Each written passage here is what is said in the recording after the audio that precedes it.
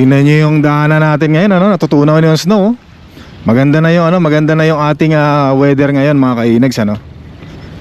Kaya nga tingnan nyo, parang putik na sa Pilipinas eh, no? So yan, nandito ulit tayo sa Costco. At meron lang akong bibilin dito, mga kainags. Bibili ako dito ng furnace filter. Kasi mas magandang bumili ng furnace filter dito, gawa ng package na siya. Package na, kasi gusto ko sanang bumili ng filter doon sa sa Home Depot. Kaya lang isang piraso $31. Hindi katulad dito, dadagdagan mo na lang ng yung $31 mo siguro ng mga $20, $50. Apat na piraso, mga kainags, napakagandang klase. Tapos bibili rin ako dito ng isang lechong manok, mga kainags, kakainin ko. Low carb tayo ngayon. Naalala ko tuloy nung nasa Pilipinas tayo no. Yung kakain tayo ng buong isang lechong manok na chokes to go. Ubos eh. Winter, spring, summer, or fall, tuloy ang buhay sa Canada. Pero dito malalaki yung mga manok nila rito, mga kainis. So, malalaki yung mga lechong manok dito sa Canada. Dahil sa Pilipinas, isang buo eh. Kayang-kaya ko kainin dito. Siguro kalahati lang or 3/4 lang ng manok dito yung kaya kong kainin no? Ang sarap ng pakiramdam ko mula nung nag-low carb na tayo. Para bang feeling ko healthy na ako. Tapos meron pa tayong mga activities, sports, para yung ating health ay ma-maintain nating maganda. Pasok na tayo. Yeah, so nagtanong tayo dito ng cruise ship, mga kainags, na sa Costco. Ito, kumuha tayo ng flyers. Tapos meron tayo nakita ito sa Caribbean, 1,830 no. Ayan no, Caribbean. Wow. So very interesting per person yun 1,800 per person for 7 days. Aba, nagpaplano lang tayo na gusto nating sumakay sa cruise ship, mga kainags, kasama natin si Mahal na Reyna. Pagsasama siya, pagka hindi siya sasama, ako na lang mag-isa. O diba? Kasi hindi talaga kami magkatugma ng schedule ni Mahal na Reyna. Pero niyayaya ko siya, sabi niya, pag-iisipan niya raw, gagawa raw siya ng paraan. Pag hindi niya nagawa ng paraan, ako na lang. Yeah. Okay to. So bibili rin ako rito yun nga, sabi ko sa inyo, filter. Yan, ako po. 1.8, mga kainis, kung napapansin nyo, 1.8 Caribbean yan 7-night Icon of the Sea Cruise. Pero syempre hindi ko alam kung saan tayo sasakay ng cruise ship. Baka mamamasahe pa tayo ng eroplano papunta doon sa destinasyon kung nasaan tong cruise ship na to. 1,800 plus eroplano back and forth, yung 2,000 plus siguro Canadian dollars. Yun ang pag-iipunan natin ngayon. Kailangan kong mag-ipon, matinding pag-iipon.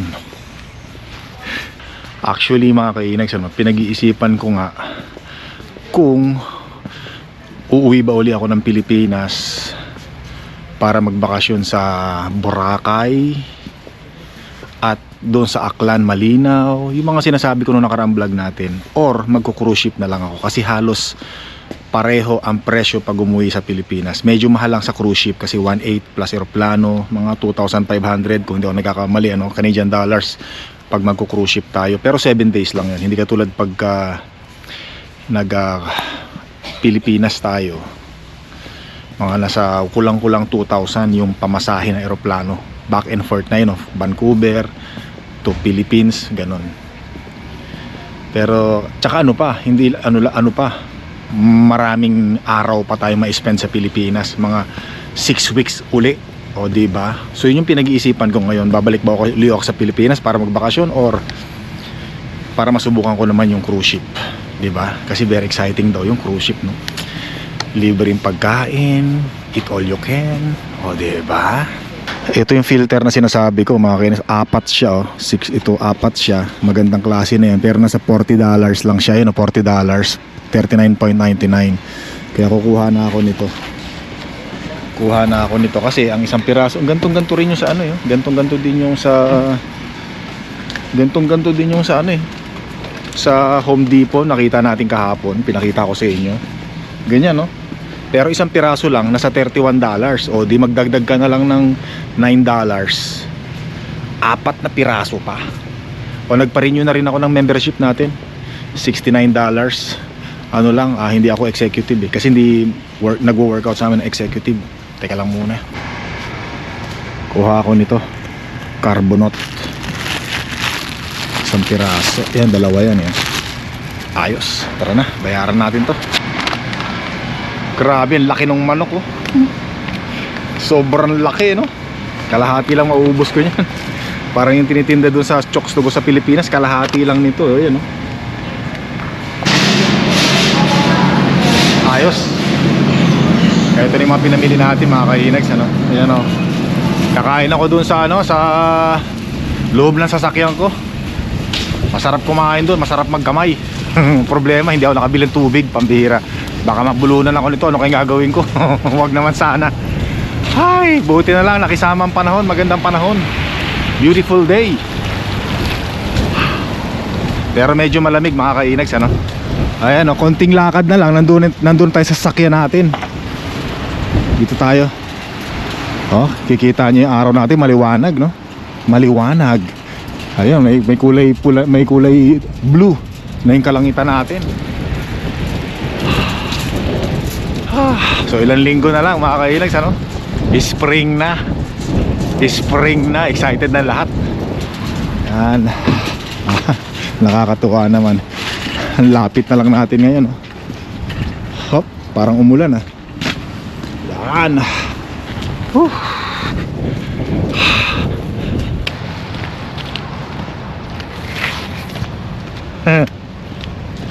Paewan ko ba no, bakit parang ang saya-saya ko kapag nakasikat si Haring Araw. Yung bang buhay na buhay, parang marami tayong magagawang maganda no, ngayong araw na to ah. Sanitize tayo. Gutom na talaga ako, hindi ko na kaya mga kainags ano, kaya dito na ako kakain sa loob ng ano, ng truck natin. Okay naman sana doon sa loob, kaya lang maraming gumagamit nung ano, nung table. Kaya sabi ko hindi ko na kayang umuwi pa ng bahay para maghanda. Nako, eto na. Sabi ko kakain ako dito sa sasakyan kahit pa paano magkaroon ng laman ng tiyan ko. Habang mainit-init pa. Sarap.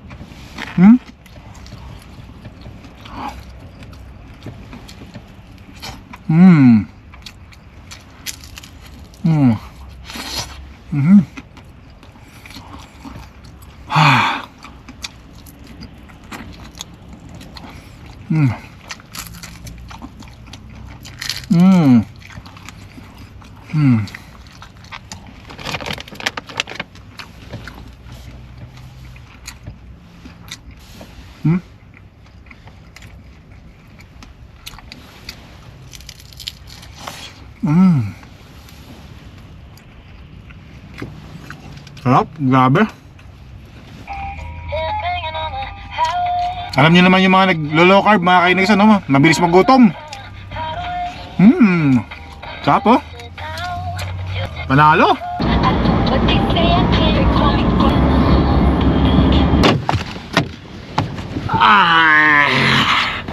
Hirap bumaba ng ano, ng truck pag mataas no. Natatawa ako sa sarili ko, para ako nasa inidoro pagka merong inilalabas na pagkalaki-laking ano no. Pasintabi po sa kumakain ano, pasensya na po. Ay nako, ganyan talaga siguro pagka nagkakaedad na. Medyo nararamdaman na yung mga pagkunat ng buto mga kainags ano. Aray. Pag may mga binubuhat, yung halimbawa nakaluhod ka o yung nakaupo ka, tatayo ka, parang hirap nang tumayo no. Hindi ka tulad dati no, medyo bata-bata pa tayo talagang walang kahirap-hirap tumayo ngayon talagang nararamdaman natin yung pagkakaroon ng edad mga kainags ano. Kaya nga lagi kong sinasabi, habang nagkakaedad, stay fit. Dapat magkaroon tayo ng mga activities na talagang pinagpapawisan tayo para yung ating mga buto-buto, joints ay naigagalaw natin mga kainas ano, nawa-warm up at hindi kinakalawang. Yan, kumbaga sa sasakyan dapat ay laging ginagamit para matagal masira, gumana yung mga parts. Yan, dito tayo sa Londonderry. Tatambay lang tayo rito mga kainas, tambay lang, sayang ng oras, 'di ba? Kasi day off tayo ngayon enjoy natin yung bawat minutong, bawat araw ng ating day off. Yan. Parang ano rin to, parang Kingsway. Yun no, linis no. Mas bago to kaysa Kingsway. Kaya lang parang medyo konti ang tao dito kaysa kumpara sa Kingsway. Yan. Doon, ano yun, mga food, mga kainan. Doon no. Sarap sana kumain no. Kaya lang marami na tayong mga pagkain iniiwasan ngayon. Kain ulit tayo mga kainis. Bumili ako ng Subway. So yung mga dating kinakainan ko rito, hindi ko na makainan kasi nga iniiwasan na natin no. Sabi ko ito na lang muna although kumain na rin naman tayo ng chicken kanina, kaya lang nagutom ako nung pumunta tayo dito sa food court. Sabi ko kain tayo ng tuna.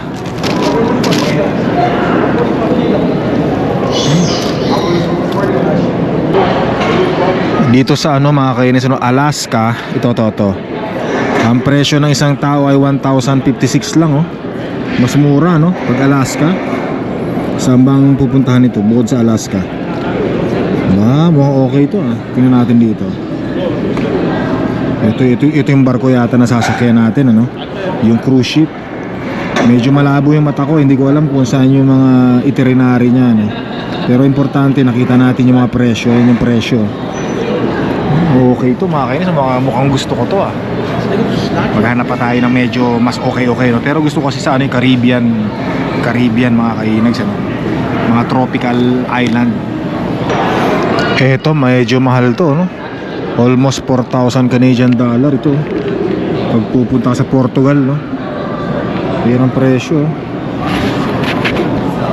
Hindi ko lang alam kung may diferensya pagka hindi ka executive member ng Costco. Kasi kami lang kami, yung pinakamababang membership lang kami. Hindi ko alam kung qualified kami dito no? Yan, pwede kayo mag-comment mga kainex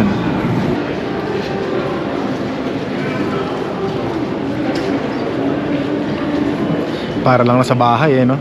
Katambay lang Papahinga lang tayo dito mga kainex Lakad-lakad muna tayo dito. Walang katawa-tao no? Bilang na bilang mo sa daliri yung tao Sana manalo na tayo dito sa roll up na to mga kainex Tim Hortons muna, black coffee. Pantanggal pagod. Gala-gala lang.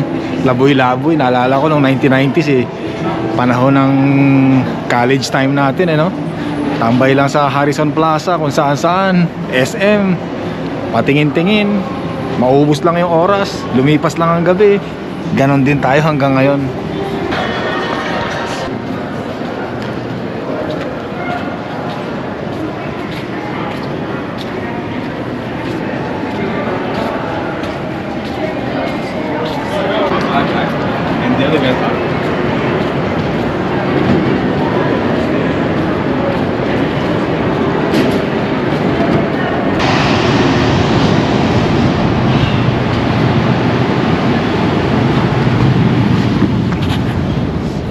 Yun pa si Haring Araw parang nasa alas 2 pa siya no. Pero na ngayon alas 4:45 na mga kainags Yan.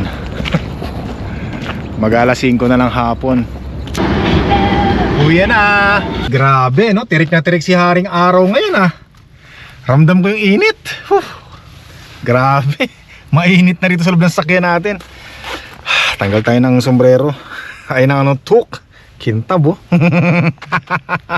meron tayong baon na sombrero rito sa sa loob ng ating sasakyan Ito nga palang sombrero na to. Nabili ko to, 'di ba? Naalala nyo sa San Jose Occidental Mindoro sa palengke 35 pesos mga kainags Wala pang $1, kumbaga parang 75 cents.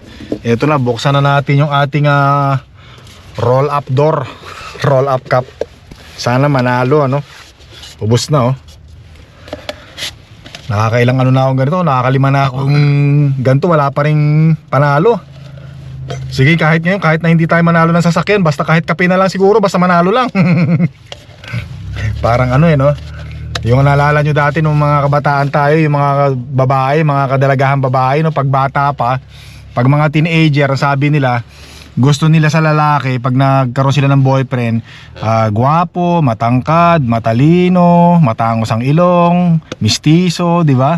Tapos pag nasa malapit na sa 30, sasabihin na lang nila, sige, kahit na hindi na medyo mistiso, kahit na medyo kayumanggi na lang, basta gwapo, kahit na medyo pango na lang yung ilong, pwede na rin. Kahit na hindi na masyado matalino, di ba? Pagpasok ng 40, sige, kahit na hindi na masyadong matalino, kahit na medyo walang alam, pwede na 'yon. Kahit na hindi na matangkad, medyo may height, okay na rin. Kahit yung ilong medyo kahit pango na lang, ganun no? Tapos pag inabot na ng 50, sasabihin, buwisit, sige, kahit sino na lang, basta meron, yan. Amira, basta may matawag lang boyfriend, amira, or girlfriend, amira. Ito na nga pala. Hoy, nako mga kainags, panalo tayo ngayon ng kape. Salamat naman, nanalo rin tayo sa wakas. Isang kape magagamit natin yan. Hanggang kailan kaya tong coffee na to? Baka may abutan tayo ng expiration, di natin magamit Anyway, gamitin natin yan bukas. Bukas, panalo. Gugupitin lang natin to, tapos papakita natin sa counter para makakuha tayo ng libreng kape mga kainags. Yan. Yun ganyan lang lakihan natin yung para hindi mawala. Lagay natin sa wallet. At least malaki. Papakita lang natin to. Halimbawa, ordering ng kape, tapos ito yung babayad natin. Large coffee please. Diba? Bigla tayong nanalo ng kape mga kainags. At least kahit 50 nakahabol. Diba? Kesa wala. Sobrang lakas ng hangin. Naririnig ko yung hampas ng hangin dito sa loob ng bahay. Hi, so mga kainags, balak kong kasi dati pinag-iisipan kong mag-cruise ship. Lakas ng hangin. Sabi ko, ba maganda? Yung worth it yung pera. Teka muna yung pintuan ko. Parinig ko sa inyo yung hangin. Tinatangay ako ng hangin. Lakas, mihira.